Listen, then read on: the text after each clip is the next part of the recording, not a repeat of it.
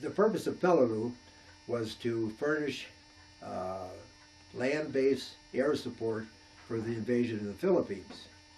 And there was Peleliu, and then there was another little island called Angaur. And our proposition was to go ashore at Peleliu, set up our 4 guns, and then fire island-to-island support for the 81st Army Division that was going to land on Angaur.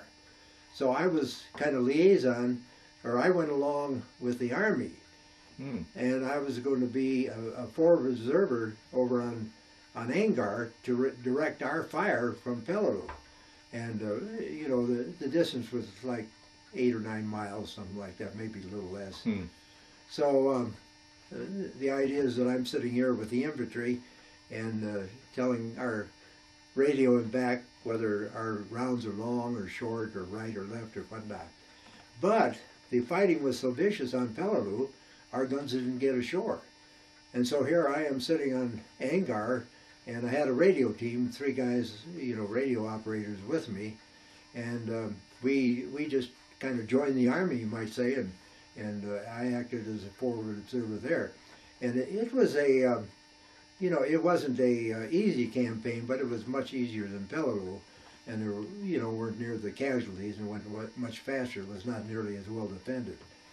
So that battle of Angaur was won, and so me and my radio team were just sort of relaxing, and pretty soon came a message from I guess he was a major at that time, Hannah, my CEO, said, "Tell Ashley to get his ass over here and get with us, you know."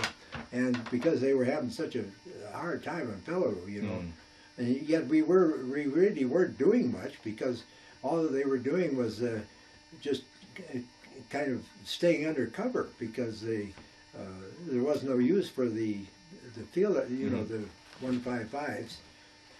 But our major, Hannah, was kind of a innovative guy, and there developed a situation where a group of Marines, it seems to me it was like the 5th Marine Regiment, whose commanding officer was Corky Walt, who was a member of the Walt family, and he at one time was a instructor here at the ROTC. Anyway, he had this regiment of, no, it was a battalion of Marines that were trying to make it around this ridge, a coral ridge, that was just honeycombed with caves and whatnot, and they just couldn't root them out of there. And they were getting, you know, sniper fire and mortar fire and everything else. So Hannah got the idea that we could use a couple of our guns and pull them right up close to this ridge, and we could fire into those caves and blow the hell out of them. So that's what we did. And but if you can imagine firing a gun meant for 20 miles, we were firing a range of 300 feet, like a football field. And we were actually bore sighting, and of course it was really hard getting them into position, and we lost some people that way. But after about 6 hours of firing, we'd pick a hole, fire at it, pick a hole, fire at it, pick a hole, fire at it, whoa!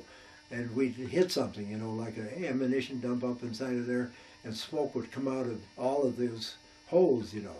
And after about, you know, like I say, 5 or 6 hours of that, why, Walt and his Marines got up and walked around that thing with no trouble whatsoever.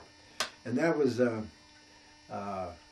you know, we got an accommodation for that. Have you ever traveled back to the South Pacific, to any of the places? Yeah, I did. In 1988, a friend of mine from I was in the Park Service with, was in charge of the Pacific areas of the park system, Brian Harry, and his son was being married here, so we were friends from Yellowstone days, so we asked them to come up here and spend the day with us, which they did. And Brian told me that he was going to be going back to Peleliu in about 6 months or something like that, because it was being considered as a unit of the war in the Pacific memorial, like the Arizona knows part of it, and Saipan has some. And I said, well, Brian, I said, you got to take me with you, because I'm the only guy that was in both the Park Service and in on the assault of Peleliu. And so he made it happen. And so I did. I went back with him in 1988, and I was supposed to, kind of study it from the standpoint of whether it would make a good unit of the park system, and write a report, which I did. And I thought it would be a good unit, but the political situation was so volatile that even while we were there, the president of Palau, the whole group, was killed. And it was called a suicide at that time, but later on, why Brian told me they were beginning to think it was a murder. But there were two factions over there. One wanted the U.S. to support them with no strings attached, and the other faction wanted to allow the United States to have a nuclear presence in their anchorage. It was either nuclear or anti-nuclear was the issue, and they really got quite concerned about it. So it was an interesting time to go back and try to visualize that ridge where we did the firing, and also to visualize the airstrips. Right. Because we were flying the bombers in and out of there finally, and there was nothing that would accommodate a bomber. What was left of the airstrip was just wide enough for, I don't know some kind of a Grumman airplane or something like. They had a little air service, ran back and forth up and down the Palaus, which we did. But anyway, that was a nice experience to do that, and kind of nostalgic, and brought back some memories. And